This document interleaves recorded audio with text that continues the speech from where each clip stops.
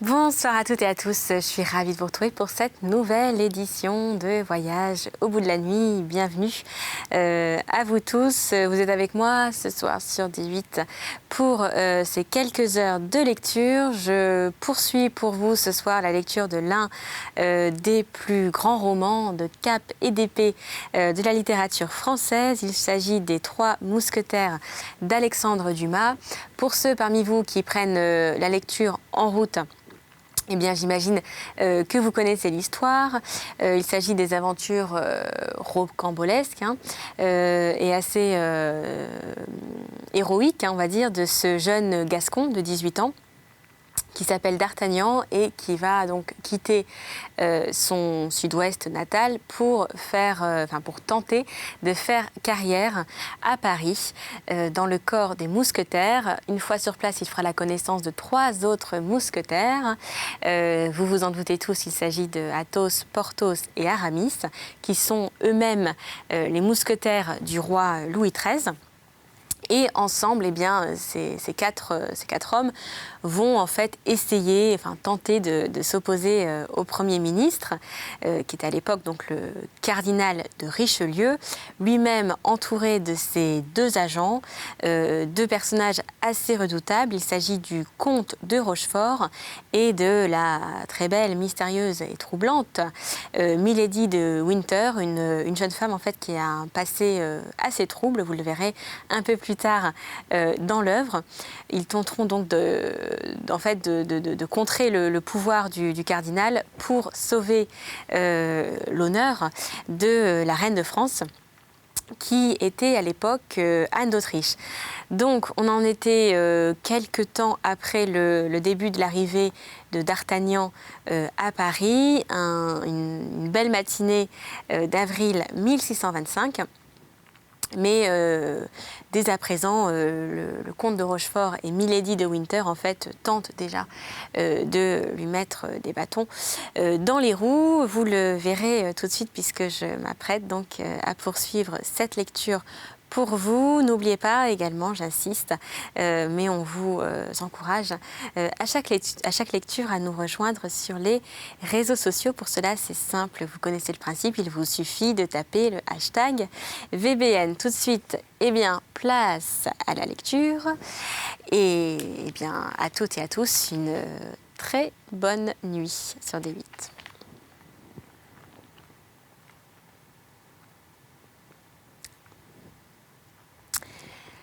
Sur le palier, D'Artagnan rougit. Dans l'antichambre, il frissonna. Son imagination éveillée et vagabonde, qui en Gascogne le rendait redoutable aux jeunes femmes de chambre et même quelquefois aux jeunes maîtresses, n'avait jamais rêvé, même dans ses moments de délire, la moitié de ses merveilles amoureuses et le quart de ses prouesses galantes, rehaussées des noms les plus connus et des détails les moins voilés. Mais si son amour pour les bonnes mœurs fut choqué sur le palier, son respect pour le cardinal fut scandalisé dans l'antichambre. Là, à son grand étonnement, D'Artagnan entendait critiquer tout haut la politique qui faisait trembler l'Europe et la vie privée du cardinal que tant de hauts et puissants seigneurs avaient été punis d'avoir tenté d'approfondir. Ce grand homme, révéré par M. d'Artagnan père, servait de risée aux mousquetaires de M. de Tréville, qui ralliait ses jambes cagneuses et son dos voûté. Quelques-uns chantaient des Noëls sur Madame d'Aiguillon, sa maîtresse, et Madame de Combalet, sa nièce, tandis que les autres liaient des partis contre les pages et les gardes du cardinal-duc, toute chose qui paraissait à D'Artagnan de monstrueuse impossibilité. Cependant, quand le nom du roi intervenait parfois tout à coup à l'improviste au milieu de tous ces colibés cardinalesques,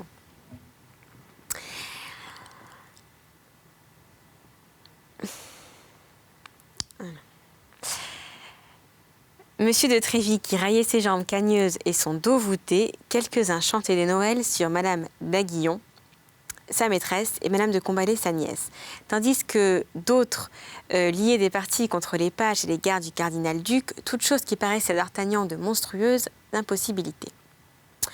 Cependant, quand le nom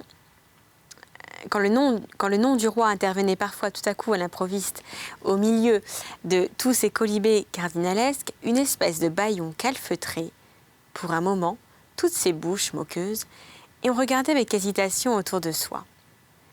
On semblait craindre l'indiscrétion de la cloison du cabinet de Monsieur de Tréville, mais bientôt une allusion ramenait la conversation sur son éminence.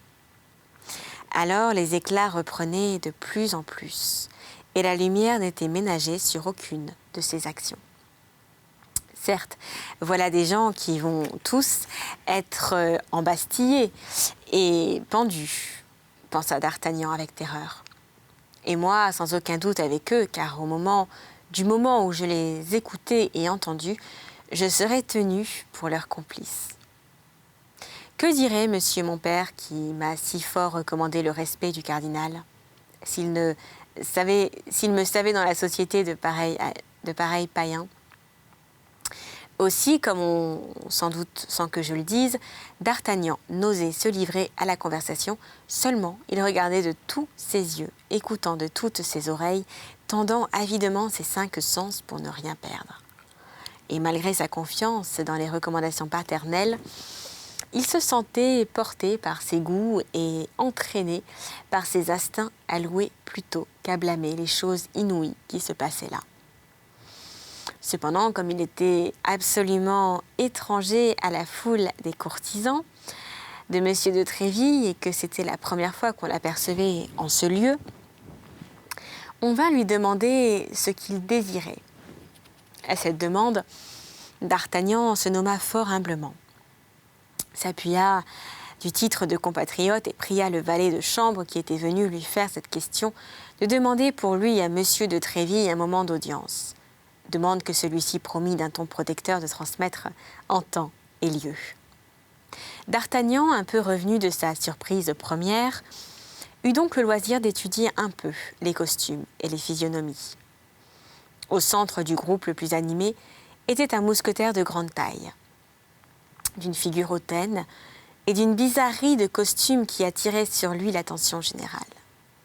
Il ne portait pas, pour le moment, la casaque d'uniforme qui, au reste, n'était pas absolument obligatoire dans cette époque de liberté moindre mais d'indépendance plus grande, mais un juste au corps bleu de ciel, tant soit peu fané et râpé, et sur cet habit un baudrier magnifique en broderie d'or qui reluisait comme les écailles dont l'eau se couvre au grand soleil. Un manteau long de velours cramoisi tombait avec grâce sur ses épaules, découvrant par devant seulement le splendide baudrier auquel pendait une gigantesque rapière. Ce mousquetaire venait de descendre de garde à l'instant même, se plaignait d'être enrhumé et toussait de temps en temps avec affectation. Aussi avait-il le manteau à ce qu'il disait autour de lui, et tandis qu'il parlait du haut de sa tête en frisant dédaigneusement sa moustache, on admirait avec enthousiasme le baudrier brodé et d'Artagnan plus que tout autre. « Que voulez-vous » disait le mousquetaire. « La mode en vient. C'est une folie, je le sais bien, mais c'est la mode. D'ailleurs, il faut bien employer à quelque chose l'argent de sa légitime. »« Ah, Porthos !» s'écria un des assistants. « N'essaye pas de nous faire croire que ce baudrier te vient de la générosité paternelle. Je t'ai rencontré, il t'aura été donné par la dame voilée avec laquelle je t'ai rencontré l'autre dimanche vers la porte de Saint-Honoré. Non sur mon honneur et foi de gentilhomme, je l'ai acheté moi-même, et de mes propres deniers, répondit celui qu'on venait de désigner sous le nom de Porthos. Oui, comme j'ai acheté, moi, dit un autre mousquetaire, cette bourse neuve avec ce que ma maîtresse avait mis dans la vieille. Vrai, dit Porthos. Et la preuve, c'est que je l'ai payé 12 pistoles. L'admiration redoubla, quoique le doute continua d'exister. N'est-ce pas, Aramis, dit Porthos, se tournant vers un autre mousquetaire. Cet autre mousquetaire formait un contraste parfait avec celui qui l'interrogeait et qui venait de le désigner sous le nom d'Aramis. C'était un jeune homme de 22 à 23 ans à peine, à la figure naïve et doucereuse, à l'œil noir et doux et aux joues roses et veloutées, comme une pêche en automne. Sa moustache fine dessinait sur sa lèvre supérieure une ligne d'une rectitude parfaite. Ses mains semblaient craindre de s'abaisser, de peur que leurs veines ne se gonflassent, et de temps en temps, il se pinçait le bout des oreilles pour les maintenir d'un incarnat tendre et transparent. D'habitude, il parlait peu et lentement, saluait beaucoup, riait sans bruit en montrant ses dents, qu'il avait belles, et dont, comme du reste de sa personne, il semblait prendre le plus grand soin. Il répondit par un signe de tête affirmatif à l'interpellation de son ami. Cette affirmation parut avoir fixé tous les doutes à l'endroit du baudrier. On continua donc de l'admirer, mais on n'en parla plus. Et par un de ces revirements rapides de la pensée, la conversation passa tout à coup à un autre sujet. « Que pensez-vous de ce que raconte l'écuyer de Chalais ?» demanda un autre mousquetaire sans interpeller directement personne, mais s'adressant au contraire à tout le monde. « Et que raconte-t-il » demanda Pathos d'un ton suffisant. « Il raconte qu'il a trouvé, à Bruxelles, Rochefort, l'âme damnée du cardinal déguisé en capucin. Ce Rochefort maudit, grâce à ce déguisement, avait joué M. de Lègue comme un niais qu'il l'est. »« Comme un vrai niais, dit Porthos, mais la chose est-elle sûre ? » ?»« Je la tiens d'Aramis, répondit le mousquetaire. »« Vraiment ? » ?»« Oh, vous le savez bien, Porthos, dit Aramis. Je vous l'ai raconté à vous-même hier, alors n'en parlons donc plus. »« N'en parlons plus ? Voilà votre opinion à vous, reprit Porthos. N'en parlons plus ? Peste, comme vous, mais concluez vite. Comment ? Le cardinal fait espionner un gentilhomme, fait voler sa correspondance par un traître, un brigand, un pandard, fait avec l'aide de cet espion et grâce à cette correspondance couper le cou à Chalais sous le stupide prétexte qu'il a voulu tuer le roi et marier monsieur avec la reine. Personne ne savait un mot de cette énigme. Vous nous l'apprenez hier à la grande satisfaction de tous, et quand nous sommes encore tous ébahis de cette nouvelle, vous venez nous dire aujourd'hui, n'en parlons plus. Parlons-en donc, voyons, puisque vous le désirez, reprit Aramis avec patience. Ce Rochefort, s'écria Porthos, si j'étais l'écuyer de pauvre Chalais, passerait avec moi un vilain moment.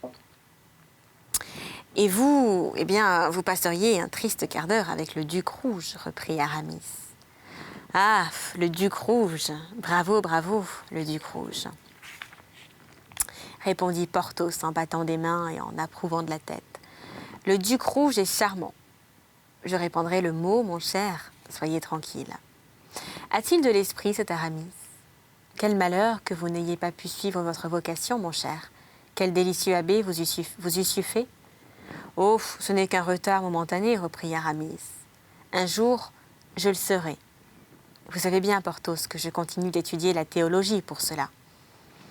Il le fera comme il le dit, reprit Porthos. Il le fera, tôt ou tard. Tôt, dit Aramis. Il n'attend qu'une chose pour le décider tout à fait et pour reprendre sa soutane qui est pendue derrière son uniforme, reprit un mousquetaire. Et quelle chose attend-il ? Demanda un autre. Eh bien, il attend que la reine ait donné un héritier à la couronne de France. Ne plaisantons pas là-dessus, messieurs, dit Porthos. Grâce à Dieu, la reine est encore d'âge à le donner. On dit que monsieur de Buckingham est en France, reprit Aramis, avec un rire narquois qui donnait à cette phrase, si simple en apparence, une signification passablement scandaleuse. Aramis, mon ami, pour cette fois vous avez tort, interrompit Porthos. Votre manie d'esprit vous entraîne toujours au-delà des bornes. Si monsieur de Tréville vous entendez, vous seriez malvenu de parler ainsi. Allez-vous me faire une leçon, Porthos ? S'écria Aramis dans l'œil doux duquel on vit passer comme un éclair. Mon cher, soyez mousquetaire ou abbé. Soyez l'un ou l'autre, mais pas l'un et l'autre, reprit Porthos. Tenez, Athos vous l'a dit encore l'autre jour, vous mangez à tous les râteliers. Ah, mais ne nous fâchons pas. Je vous prie, ce serait inutile. Vous savez bien ce qui est convenu entre vous, Athos et moi. Eh bien, vous allez chez Madame d'Aiguillon et vous lui faites la cour. Et vous allez chez Madame de Bois-Tracy, la cousine de Madame de Chevreuse, et vous passez pour être fort en avant dans les bonnes grâces de la dame. Oh mon Dieu, n'avouez pas votre bonheur, on ne vous demande pas votre secret, on connaît votre discrétion. Mais puisque vous possédez cette vertu, eh bien que diable, faites-en usage à l'endroit de Sa Majesté. S'occupe qui voudra et comme voudra du roi et du cardinal. Mais la reine est sacrée et si l'on en parle, que ce soit en bien. Porthos, vous êtes prétentieux comme Narcisse, je vous en préviens, répondit Aramis. Vous savez que je hais la morale, excepté quand elle est faite par Athos. Quant à vous, mon cher, vous avez un trop magnifique baudrier pour être bien fort là-dessus. Je serai abbé, s'il me convient. En attendant, je suis mousquetaire. En cette qualité, je dis ce qu'il me plaît, et en ce moment, il me plaît de vous dire que, eh bien, vous m'impatientez. Aramis, Porthos, eh bien, messieurs, s'écria-t-on autour d'eux. Monsieur de Tréville attend monsieur d'Artagnan, interrompit le laquais en ouvrant la porte du cabinet. À cette annonce, pendant laquelle la porte demeurait ouverte, chacun se tut. Et au milieu du silence général, le jeune Gascon traversa l'antichambre dans une partie de sa longueur et entra chez le capitaine des mousquetaires, se félicitant de tout son cœur d'échapper aussi à point à la fin de cette bizarre querelle.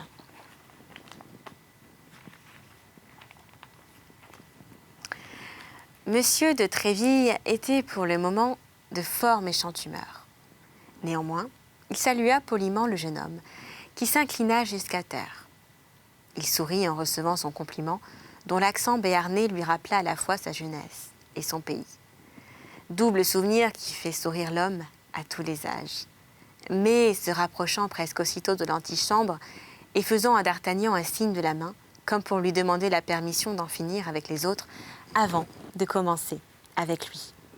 Il appela 3 fois, en grossissant la voix à chaque fois de sorte qu'il parcourut tous les tons intervallaires entre l'accent impératif et l'accent irrité.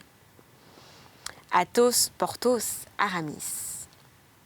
Les 2 mousquetaires avec lesquels nous avons déjà fait connaissance et qui répondaient aux 2 derniers de ces 3 noms, quittèrent aussitôt les groupes dont ils faisaient partie et s'avancèrent vers le cabinet dont la porte se referma derrière eux dès qu'ils en eurent franchi le seuil. Leur contenance, bien qu'elle ne fût pas tout à fait tranquille, excita cependant par son laisser-aller à la fois plein de dignité et de soumission l'admiration de D'Artagnan, qui voyait dans ces hommes des demi-dieux et dans leur chef un Jupiter olympien armé de toutes ses foudres. Quand les 2 mousquetaires furent entrés, quand la porte fut refermée, derrière eux, quand le murmure bourdonnant de l'antichambre auquel l'appel lui venait d'être fait avait sans doute donné son nouvel aliment, eut recommencé, quand enfin M. de Tréville eut 3 ou 4 fois arpenté silencieux, et le sourcil froncé toute la longueur de son cabinet, passant chaque fois devant Porthos et Aramis, rois des muets comme à la parade, il s'arrêta tout à coup en face d'eux, et les couvrant des pieds à la tête d'un regard irrité. « Savez-vous ce que m'a dit le roi ?» s'écria-t-il, et cela pas plus tard qu'hier au soir. « Le savez-vous, messieurs ?» ?»« Non, » répondirent après un instant de silence les 2 mousquetaires. « Non, monsieur, nous l'ignorons. Mais j'espère que vous nous ferez l'honneur de nous le dire, » ajouta Aramis, de son ton le plus poli et avec la plus gracieuse révérence. « Il m'a dit qu'il recruterait désormais ses mousquetaires parmi les gardes de monsieur le cardinal. » « Parmi les gardes de monsieur le cardinal. Et pourquoi cela ?» demanda vivement Porthos. « Parce qu'il voyait bien que sa piquette avait besoin d'être ragaillardie par un mélange de bon vin. » Les 2 mousquetaires rougirent jusqu'au blanc des yeux. D'Artagnan ne savait où il en était et eût voulu être à 100 pieds sous terre. Oui, oui, continua Monsieur de Tréville en s'animant. Oui, et Sa Majesté avait raison, car sur mon honneur, il est vrai que les mousquetaires font triste figure à la cour. Monsieur le cardinal racontait hier au jeu du roi, avec un air de condoléance qui me déplut fort, qu'avant-hier, ces damnés mousquetaires, ces diables à cœur, il appuyait sur ces mots avec un accent ironique qui me déplut encore davantage. Ces pourfendeurs, ajoutait-il en me regardant de son œil de chat-tigre, s'étaient attardés, rue Férou, dans un cabaret et qu'une ronde de ses gardes. J'ai cru qu'il allait me rire au nez, avait été forcé d'arrêter les perturbateurs. Morbleu, vous devez en savoir quelque chose. Arrêtez, des mousquetaires, vous en étiez, vous autres. Ne vous en défendez pas. On vous a reconnu et le cardinal vous a nommé. Voilà bien ma faute, oui, ma faute, puisque c'est moi qui choisis mes hommes. Voyons, vous, Aramis, pourquoi diable m'avez-vous demandé la casaque quand vous alliez être si bien sous la soutane? Voyons, vous, Porthos, n'avez-vous un si beau baudrier d'or que pour y surprendre une épée de paille? Et Athos, eh bien, je ne vois pas Athos. Où est-il? Monsieur, répondit tristement Aramis, il est malade, il est fort malade. Malade, fort malade, dites-vous. Et de quelle maladie? On craint que ce ne soit de la petite vérole. Monsieur, répondit Porthos, voulant mêler à son tour un mot à la conversation. Et ce qui serait fâcheux, en ce que très certainement cela gâterait son visage. De la petite vérole. Voilà encore une glorieuse histoire que vous me contez là, Porthos. Malade de la petite vérole à son âge. Non, impossible. Blessé sans doute, tué peut-être. Ah, si je le savais, sans Dieu.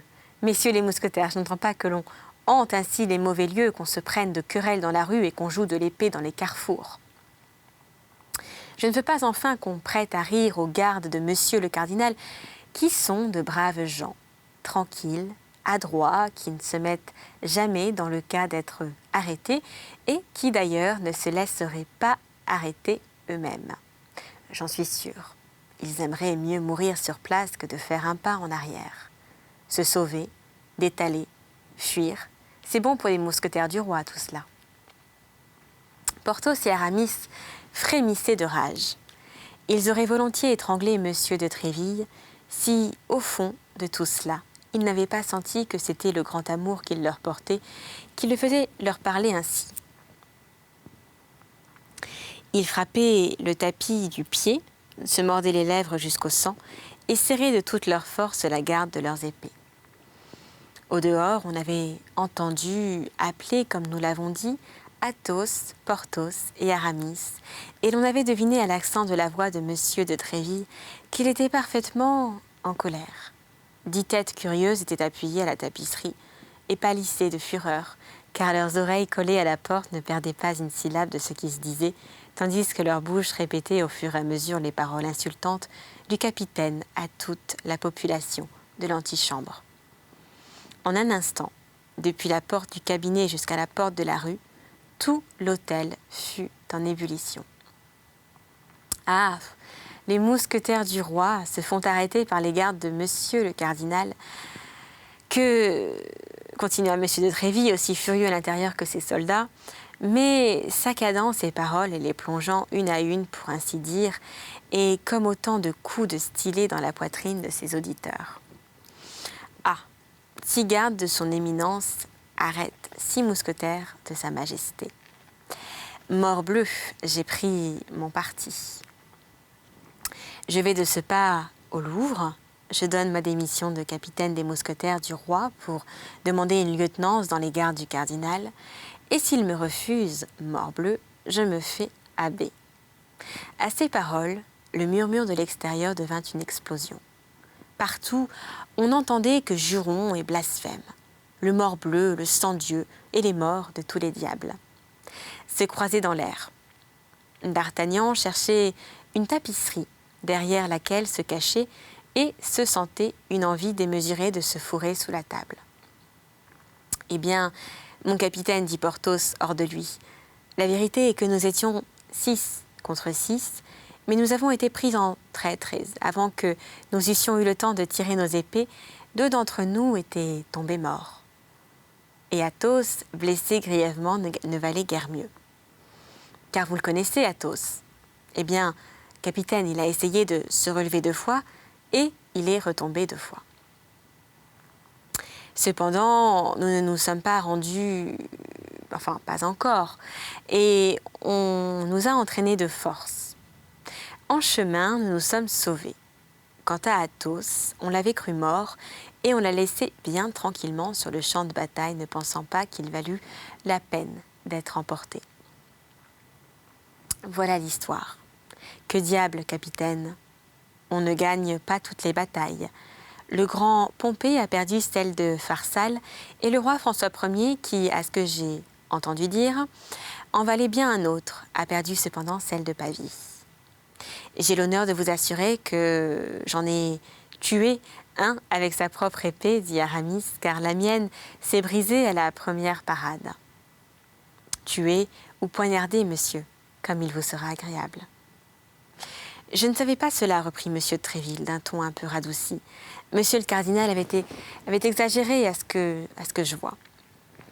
Mais de grâce, monsieur, continua Aramis, qui voyant son capitaine s'apaiser, osez hasarder une prière. De grâce, monsieur, ne dites pas qu'Athos lui-même est blessé, il serait au désespoir que cela parvint aux oreilles du roi, et comme la blessure est des plus graves, attendu qu'après avoir traversé l'épaule, elle pénètre dans la poitrine, il serait à craindre. Au même instant, la portière se souleva et une tête noble et belle, mais affreusement pâle, parut sous la frange. « Athos !» s'écrièrent les 2 mousquetaires. « Athos !» répéta monsieur de Tréville lui-même. « Vous m'avez demandé, monsieur, dit Athos à monsieur de Tréville d'une voix affaiblie, mais parfaitement calme, vous m'avez demandé à ce que m'ont dit nos camarades, et je m'empresse de me rendre à vos services. Voilà, monsieur, que me voulez-vous » Et à ces mots, le mousquetaire, en tenue irréprochable, sanglé comme de coutume, entra d'un pas ferme dans le cabinet de monsieur Tréville. Ému jusqu'au fond du cœur de cette preuve de courage, se précipita vers lui. « J'étais en train de dire à ces messieurs, ajouta-t-il, que je défends à mes mousquetaires d'exposer leur jour sans nécessité, car les braves gens sont bien chers au roi, et le roi sait que ses mousquetaires sont les plus braves gens de la terre. Votre main, Athos. » Et sans attendre que le nouveau venu répondît de lui-même à cette preuve d'affection, monsieur de Tréville saisissait sa main droite et la lui serrait de toutes ses forces, sans s'apercevoir qu'Athos, quel que fût son empire sur lui-même, laissait échapper un mouvement de douleur et pâlissait encore, ce que l'on aurait pu croire impossible. La porte était restée entr'ouverte, tant l'arrivée d'Athos, dont malgré le secret gardé, la blessure était connue de tous, avait produit de sensations. Un brouhaha de satisfaction accueillit les derniers mots du capitaine et 2 ou 3 têtes, entraînées par l'enthousiasme, apparurent par les ouvertures de la tapisserie. Sans doute, monsieur de Tréville allait réprimer par de vives paroles cette infraction aux lois de l'étiquette lorsqu'il sentit tout à coup la main d'Athos se crisper dans la sienne et qu'en portant les yeux sur lui, s'aperçut qu'il allait s'évanouir.